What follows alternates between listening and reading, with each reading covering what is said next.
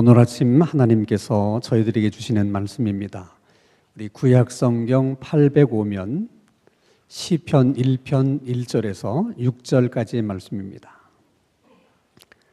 구약성경 805페이지 시편 1편 1절에서 6절까지의 말씀을 제가 봉독합니다. 하나님의 말씀을 경청하시기 바랍니다. 복 있는 사람은 악인들의 꾀를 따르지 아니하며 죄인들의 길에 서지 아니하며 오만한 자들의 자리에 앉지 아니하고 오직 여호와의 율법을 즐거워하여 그의 율법을 주야로 묵상하는도다. 그는 시냇가에 심은 나무가 철을 따라 열매를 맺으며 그 잎사귀가 마르지 아니함 같으니 그가 하는 모든 일이 다 형통하리로다. 악인들은 그렇지 아니하며 오직 바람에 나는 겨와 같도다. 그러므로 악인들은 심판을 견디지 못하며 죄인들이 의인들의 모임에 들지 못하리로다. 무릇 의인들의 길은 여호와께서 인정하시나 악인들의 길은 망하리로다.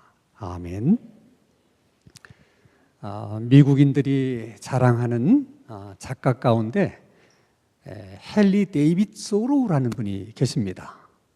하버드대를 졸업한 그분은 다른 친구들처럼 좋은 직장에 갈 수도 있었고 또 보장된 아주 편안하고 또 안락한 삶을 가질 수도 있었지만은 그런 걸 다 뒤로 하고 월든이라고 하는 호숫가 옆에 있는 숲속에서 정말 통나무를 베서 오두막을 짓고 손수 밭을 일구고 물고기를 잡아먹으면서 그렇게 10년을 삽니다. 10년 만에 다시 그가 도시로 돌아왔을 때 많은 사람들이 그에게 이렇게 질문을 했어요. 아니 그 숲속에서 원시인처럼 어떻게 이렇게 10년이나 살 수가 있었습니까? 도대체 어떻게 사셨습니까? 너무나 많은 사람들로부터 그런 질문을 받게 되자 그분이 나는 숲속에서 이렇게 살았습니다. 그리고 내가 왜 숲속에 들어가서 살았는지 그걸 글로 다 썼어요.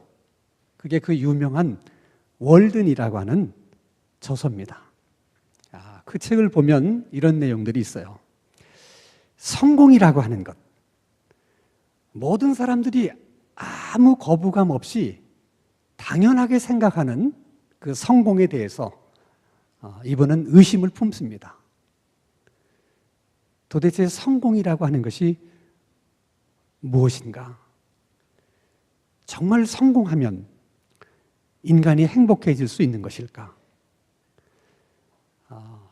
인간의 살아가야 될 참된 길이란 정말 무엇이며 인간의 참된 삶이란 도대체 무엇일까? 끊임없이 자기 자신에게 물으면서 숲속에서 생활을 합니다. 10년 동안 그런 생활을 통해서 그가 경험하고 깨달은 중요한 두 가지 사실이 있었습니다. 자, 여러분, 문명의 세계를 떠나 산다는 것, 그것은 문명이 줄 수 있는 모든 편리함을 하나도 누릴 수가 없습니다. 그래서 숲속에서의 생활은 너무나 불편한 것들이 많았어요. 놀라운 것은 그 불편함 때문에 오히려 문명이 주는 그 편리함에 매이지 않고 모처럼 자유로운 삶을 그가 경험하게 됩니다. 문명의 혜택을 아무것도 누릴 수 없는 숲속에서의 생활은 부족한 것들이 너무너무 많았습니다. 그런데 놀랍게도 그 부족한 것 때문에 자기에게 주어진 것들에 대해서 감사하기 시작한 것입니다. 그 부족한 것들 때문에 자기에게 있는 것들을 소중하게 여기게 되었고 그것을 감사하게 생각하게 된 것입니다. 그는 이렇게 얘기하는 것입니다. 인간이 걸어가야 될 참된 인생의 길이 도대체 무엇인가? 인간의 참된 삶이란 무엇인가? 이렇게 부족한 것이 많아도 스스로 자족할 수 있어서 감사하고 불편한 것이 많이 있지만 그래도 매이지 않고 이렇게 자유로움을 누리며 살아가는 이런 삶이 아닐까라고 얘기를 하는 것입니다. 그가 말한 자족의 삶, 그리고 자유한 삶, 이것을 흔히 행복이라고 이야기를 합니다. 그래서 정말 우리들의 인생 가운데 중요한 것은 성공이 아니고 그런 행복한 삶이라는 거예요. 문제는 대부분의 사람들의 생각 속에는 성공해야지만 행복할 수 있다. 그래서 다 성공에 목을 메고 사는 거예요. 어떻게든 성공해 보려고 성공을 삶의 목표로 삼고 사는 것입니다. 그러나 정말 우리들이 생각하는 것처럼 성공하면 행복할까? 그 성공이 정말 우리들을 행복하게 만들어주는 것일까?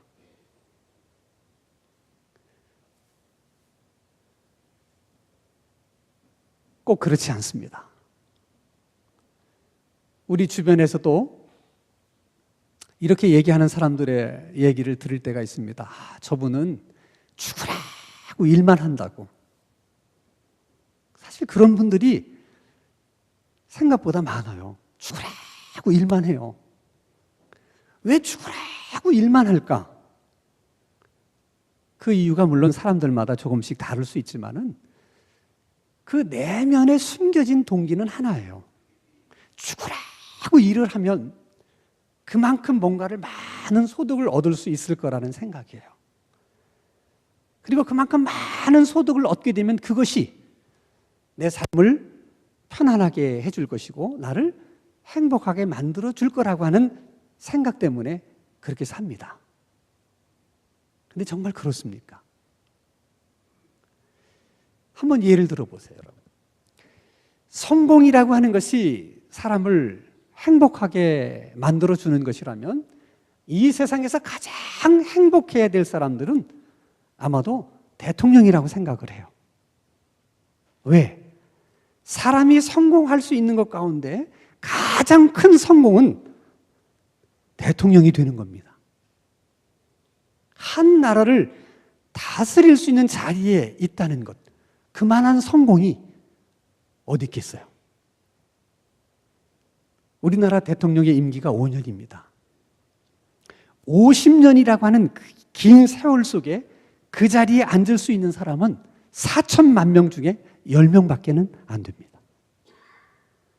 정말 그 자리는 대단한 자리예요. 그러나 우리가 기억하는 대로 역대 대통령들 가운데 행복한 대통령으로 기억이 되는 사람은 아무도 없습니다. 성공이 행복하게 만들어주는 것이 아니에요. 그렇기 때문에 대통령도 성공한 대통령이 되려고 하기보다는 먼저 행복한 대통령이 되는 것이 더 중요한 것입니다. 대통령만 그렇겠어요. 성공한 의사가 되기보다는 행복한 의사가 되는 게 더 중요해요.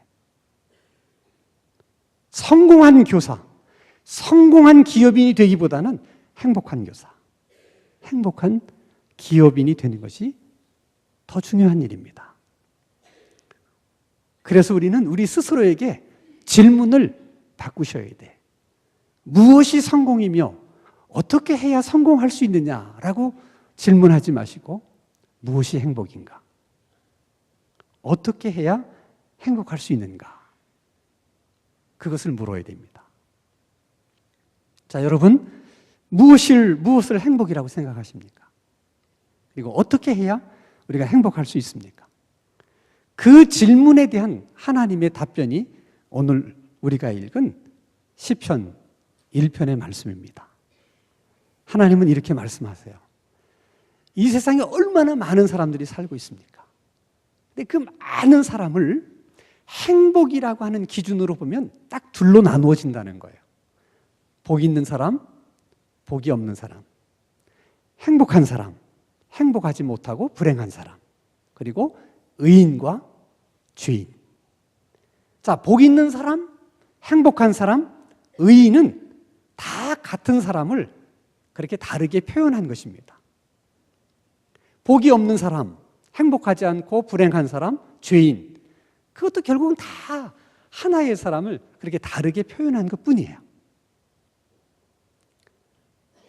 하나님은 이렇게 말씀하십니다. 복 있는 사람은 악인의 꾀를 따르지 않고 죄인의 길에 서지 아니하며 오만한 자리에 앉지 않는다.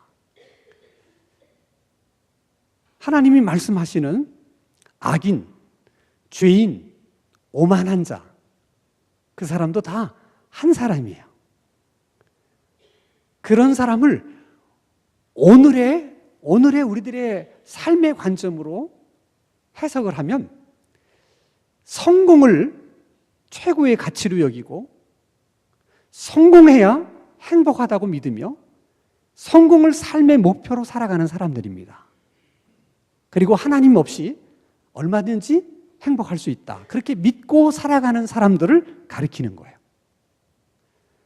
그들의 삶의 최고의 가치는 성공이고 그리고 성공해야 행복할 수 있다고 믿기 때문에 그들은 성공을 위해서라면 무엇이든지 할 수 있는 사람들입니다. 이렇게 하면 안 되지만 성공을 위해서는 어쩔 수 없잖아. 그냥 눈 감고 가자. 안 되는 줄은 나도 알아. 그러나 성공하기 위해서는 그 길밖에 없는데 어떻게 하겠어? 그냥 가자. 그것이 악인들의 꾀예요. 성공하기 위해서 어쩔 수 없이 그런 사람들하고 친해지고 그런 사람들과 가까워지고 그런 사람들과 함께 하지 않으면 어떻게 우리가 쉽게 성공할 수 있겠습니까? 그래서 어쩔 수 없이 그들과 함께 어울리는 것이 죄인의 길에 서는 것이고 오만한 자의 자리에 앉게 되는 것입니다. 근데 하나님은 이렇게 말씀하세요. 사람들이 생각하는 성공, 그리고 그 성공을 위해서 해서는 안 될 일도 하게 되고 그 성공을 위해서 정말 할 수 없는 일도 또 하게 되는 그런 사람들의 삶의 결말이 어떠한가? 하나님이 얘기합니다. 그들의 삶은 다 바람에 나는 겨와 같다. 그들이 성공이라고 여겼던 명예, 물질, 권력, 그것들이 어느 날 바람에 나는 겨처럼 다 날아간다는 거예요. 명예도 날아가고 그렇게 애써 모았던 물질도 다 날아가고 권세도 권력도 다 날아간다는 거예요. 그리고 그 성공을 위해서 해서는 안 되는 일들을 한 그 모든 행위에 대해서 심판이 있을 것이고 그래서 결국 그들의 삶은 망하게 될 것이다. 이게 하나님의 말씀이에요. 우리들은 하나님의 말씀대로 그들의 삶 속에서 다 날아간 것을 보지 못하기 때문에 그들에게 임한 심판을 보지 못하고 그들의 결말이 망하게 된 것을 우리는 보지 못하고 단지 우리 눈에 성공한 것처럼 보이는 그것만 우리가 보기 때문에 그 사람들의 그런 삶이 때로는 부러워도 보이고 나도 좀 그렇게 살면 좋겠다 이런 생각들을 우리가 하게 되는 거예요. 하나님의 말씀처럼 그들의 삶 속에서 얻은 모든 것들을 다 바람에 나는 겨처럼 날아가는 것을 우리가 본다면 그들에게 임한 심판을 우리가 보게 된다면 우리가 결코 그들의 삶을 부러워하거나 그들의 삶처럼 우리도 그렇게 살고 싶다는 그런 생각을 가지지 않게 될 거예요. 그러면 왜 그들의 마지막은 그렇게 될 수밖에 없는가? 이것은 심는 대로 거두게 되는 인과응보의 법칙 때문만이 아니라 이 세상을 창조하시고 이 세상을 통치하고 다스리시는 하나님이 반드시 그런 사람의 결말은 그렇게 만드시겠다는 창조주 하나님, 통치자 하나님의 강한 의지가 그 속에 담겨 있기 때문에 그런 것입니다. 그래서 복 있는 사람은 그런 것을 알기 때문에 악인들의 꾀를 따르지 않고 그들과 함께 어울리지 않는다는 거예요. 그 대신 하나님의 말씀을 즐거워하고 그리고 하나님의 말씀을 주야로 묵상해서 늘 하나님의 말씀처럼 생각하려고 하고 하나님의 말씀대로 살려고 하는 그런 삶의 태도를 가지게 된다는 것입니다. 그러면 정말 하나님의 말씀이 인생을 행복하게 만들어주는 것인가? 그렇습니다. 디모데후서 3장 15절 말씀을 보면 이렇게 말씀하십니다. 모든 성경은 하나님의 감동으로 된 것으로 교훈과 책망과 그리고 바르게 함과 의로 교육하기에 유익하다. 하나님의 말씀은 우리가 어떻게 인생을 살아야 행복할 수 있는지 방향을 늘 가르쳐 줍니다. 그리고 우리가 하나님께서 말씀하신 대로 살지 못하면 항상 하나님의 말씀은 우리에게 경고 신호를 보내요. 책망합니다. 그렇게 살면 안 된다. 그래서 우리가 그렇게 살면 안 되는 줄 알면서도 우리가 연약해서 미끄러져 넘어지는 경우라도 하나님의 말씀은 그런 우리를 다시 붙잡아서 일으켜 세우시고 다시 그 말씀은 우리가 하나님의 말씀을 따라 살 수 있는 사람으로 끊임없이 교육하고 우리를 훈련시켜 준다는 거예요. 복 있는 사람은 그걸 알아요. 그래서 하나님의 말씀을 듣는 것만으로도 행복하고 이 말씀을 쫓아 살면 결말이 행복하게 될 거라는 믿음이 있기 때문에 그 말씀을 즐거워하는 것입니다. 뿐만 아니라 여러분, 하나님의 말씀은 우리가 인생을 살아가면서 만나게 되는 숱한 환경, 상황, 그리고 문제들에 대해서 의미를 주시고 그 의미를 해석하게 해주시고 그 의미를 깨닫게 해주신다는 거예요. 예를 들어 여러분, 사도 바울의 경우를 한번 생각해 보세요. 사도 바울에게는 몸 안에 가시를 지니고 있었어요. 그 가시가 바울을 너무너무 고통스럽게 합니다. 그래서 바울이 웬만한 기도를 그렇게 드리는 적이 없는데 그 가시는 너무 고통스러워서 하나님 앞에 3번이나 간구를 해요. 이 가시를 좀 뽑아달라고. 근데 어느 날 하나님의 음성이 들립니다. 내 은혜가 네게 족하다. 그 하나님의 음성을 듣는 순간, 하나님의 말씀을 듣는 순간 사도 바울에게 깨달음이 왔어요. 지금까지는 그 가시는 그저 자기를 고통스럽게만 하는 것이라고 여겼는데, 근데 그 가시도 하나님의 은혜가 될 수 있는 거구나. 아니, 그것도 하나님의 은혜구나 하는 깨달음이에요. 여러분, 대부분의 사람들에게 이런 가시가 있으면 늘 그렇게 생각해요. 내가 행복하지 못한 것은 이 가시 때문이고, 내가 성공할 수 없는 것은 이 가시 때문이라고. 이 가시가 내 인생의 걸림돌이고, 이 가시가 끊임없이 내 발목을 붙잡는다. 이 가시만 없었더라면 내가 이렇게 살지는 않았을 텐데, 이 가시만 없었더라면 나도 성공할 수 있었을 텐데, 나도 행복할 수 있었을 텐데, 끊임없이 그 가시를 원망하고 불평합니다. 그런데 하나님의 말씀이 그 가시에 대해서 의미를 주시고 그걸 또 해석해 주세요. 그것도 하나님의 은혜라는 거예요. 그래서 예전에는 가시 때문에 늘 열등감을 가지고 살았는데, 그게 하나님의 은혜라는 사실을 깨닫는 순간부터 그 가시는 더 이상 바울에게 열등감이 아니었어요. 오히려 사람들 앞에 떳떳하게 얘기하고, 때로는 그것이 하나님의 은혜라고 하는 것을 자랑까지 하게 됩니다. 무엇이 바울을 그렇게 변화시켰는가? 무엇이 바울을 그렇게 바꾸어 놓았는가? 하나님의 말씀입니다. 우리가 살면서 숱한 문제를 만납니다. 다 그 문제 속에서 우리는 항상 불평하고 원망해요.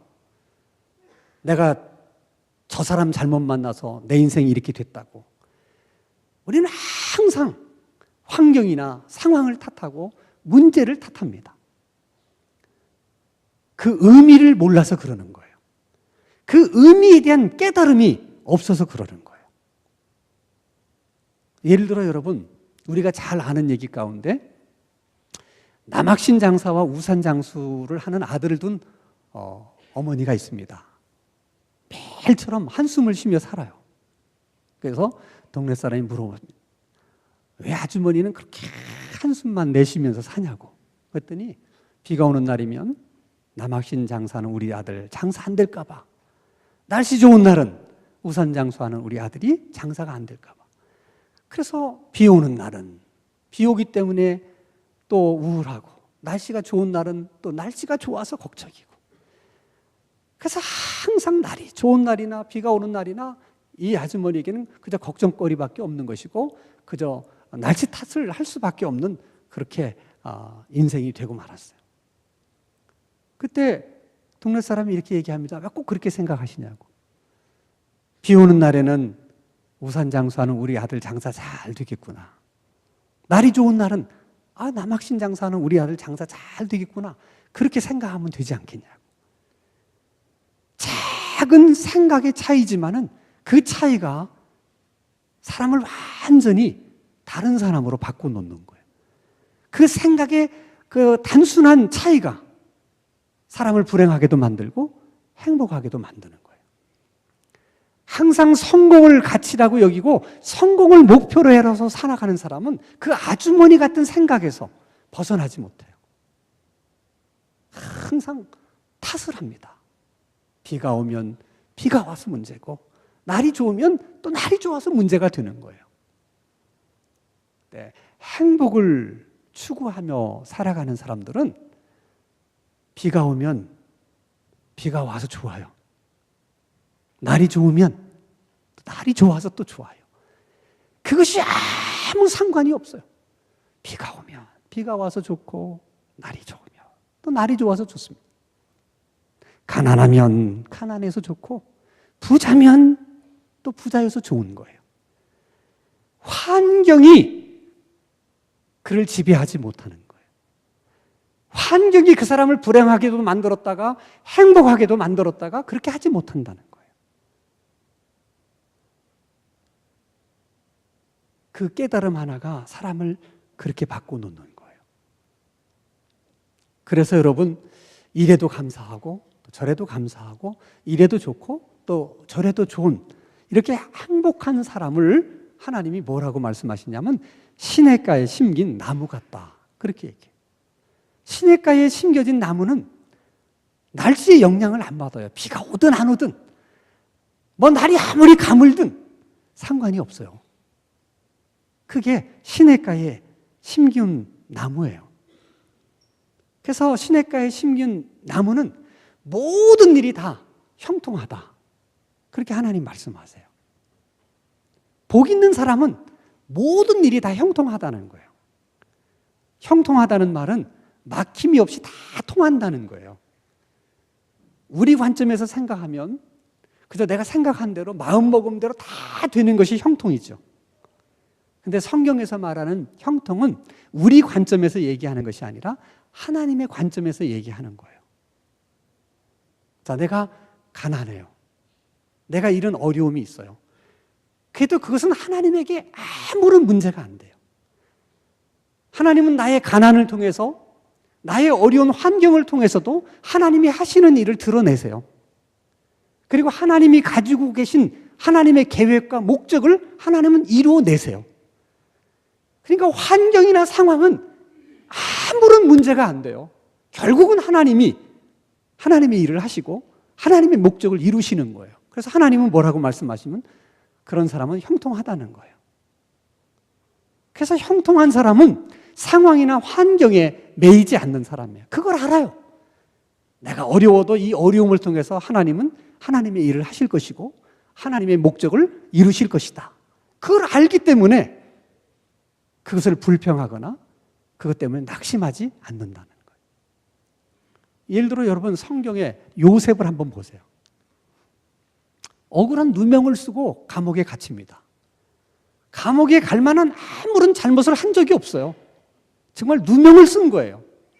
얼마나 억울합니까? 그러나 요셉은 억울해하지 않습니다. 왜? 하나님은 내가 감옥 밖에 있든 감옥 안에 있든 이 모든 환경을 통해서 결국은 하나님이 하시는 일을 드러내실 것이고 하나님이 계획하신 목적을 이루실 거라는 것을 요셉은 알았어요. 근데 정말 그랬어요. 요셉이 감옥 안에 있지만 감옥 안에 있는 요셉을 통해서 하나님이 그와 함께 하신다는 사실을, 하나님이 감옥에 있는 요셉을 통해서 일하신다는 사실을 계속 하나님은 드러내세요. 간수장이 그걸 알았어요. 그리고 결국은 이스라엘을 구원하시고자 하는 하나님의 계획을 감옥 안에 있는 요셉을 통해서 이루어내십니다. 그래서 감옥 안에 있는 요셉을 보고 하나님이 그는 형통한 사람이라고 하나님 말씀하시는 거예요.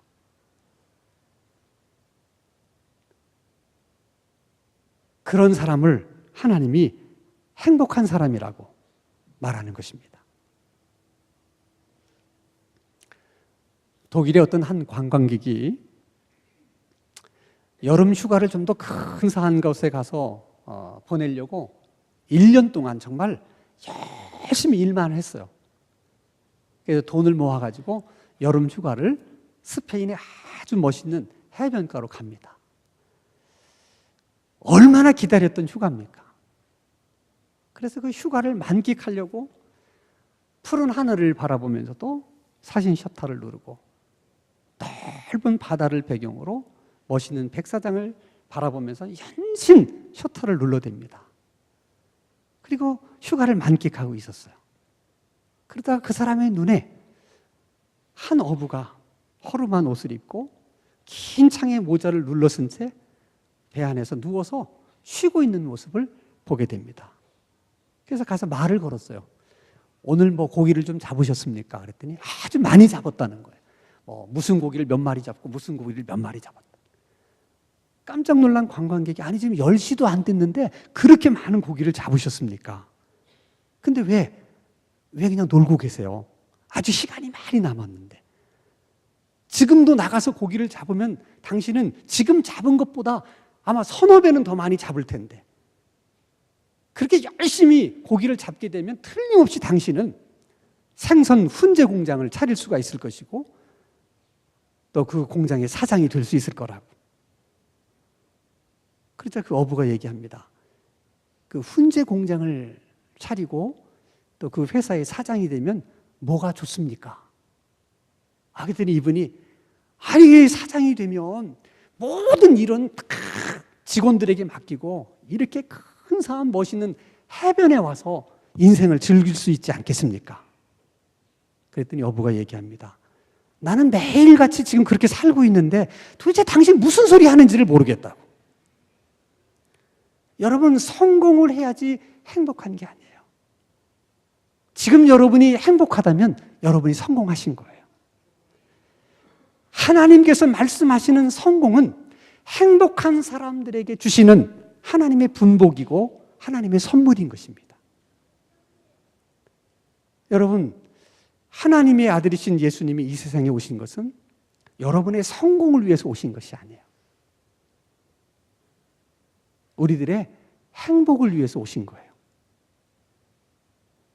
그래서 우리가 이 땅에 태어나서 사는 동안 내가 다른 사람들에게 정말 자랑할 만한, 내놓을 만한 일을 한 가지도 한 것이 없다 할지라도 우리가 그냥 하나님 안에서 행복하게 살기만 해도 우리의 행복을 위해서 이 세상에 오신 예수님의 마음을 기쁘게 해드리는 것이고 우리를 행복하게 하기 위해서 십자가에 못 박혀 돌아가신 예수님을 영화롭게 하는 거예요. 이런 행복한 삶을 사는 사람을 오늘 시편에서는 하나님께서 인정하신다 그렇게 얘기합니다. 늘 하나님이 함께 계시고 하나님이 그 사람의 삶을 통해서 자신이 하는 일을 드러내시고 자기 목적을 이루어내시기 때문에 어떻게 그 인생을 인정하지 않을 수가 있겠습니까? 그래서 어떤 분은 복 있는 사람이라고 하는 것을 이렇게 해석했어요. 복 있는 사람이란 하나님이 기뻐하실 수밖에 없는 사람, 하나님이 사랑할 수밖에 없는 사람, 그 사람이 행복한 사람이라는 거예요. 그러므로 여러분, 가정에서도 성공한 아버지가 되려고 하지 말고 행복한 아버지가 되셔야 해요. 그러려면 아버지들이 성경을 열심히 읽어야 돼요. 늘 하나님의 말씀을 가까이 하셔야 돼요. 여러분의 가정에서 여러분의 아버지들이 성공하는 아버지가 되기보다 행복한 아버지가 되는 것이 그 가정이 더 중요한 거예요. 그건 교회에서도 마찬가지예요. 장로로서, 권사로서, 집사로서 뭐 업적을 남기려고. 그래서 그 업적을 통해서 나는 성공한 장로, 성공한 권사, 성공한 집사라고 하는 얘기를 들으려고 하지 마세요. 성공한 장로가 되기보다는 행복한 장로가 되는 게 중요해요. 성공한 권사가 되는 것보다는 행복한 권사가 되는 것이 중요해요. 바라기는 우리가 원하는 만큼 행복할 수 있고 정말 우리가 바라는 것만큼 행복한 사람들이 될 수 있는 그런 귀한 하나님의 은혜가 이 아침에 우리 모두에게 있게 되기를 주님의 이름으로 축원합니다. 거룩하신 하나님 아버지, 우리가 유명한 사람이 되려고 하기보다는 정직하고 진실한 사람이 되려고 노력하며 살아가게 하시고, 섬김받는 사람이 되려고 하기보다는 섬기는 사람이 되려고 힘쓰며 살아가는 우리들의 삶이 되게 하여 주시옵소서. 또한 성공한 사람이 되려고 하기보다는 행복한 사람이 되기 위해서 늘 기도하며 하나님의 말씀을 붙들고 살아가는 우리들의 삶이 될 수 있도록 은혜를 베풀어 주시옵소서. 예수님의 이름으로 기도하옵나이다. 아멘.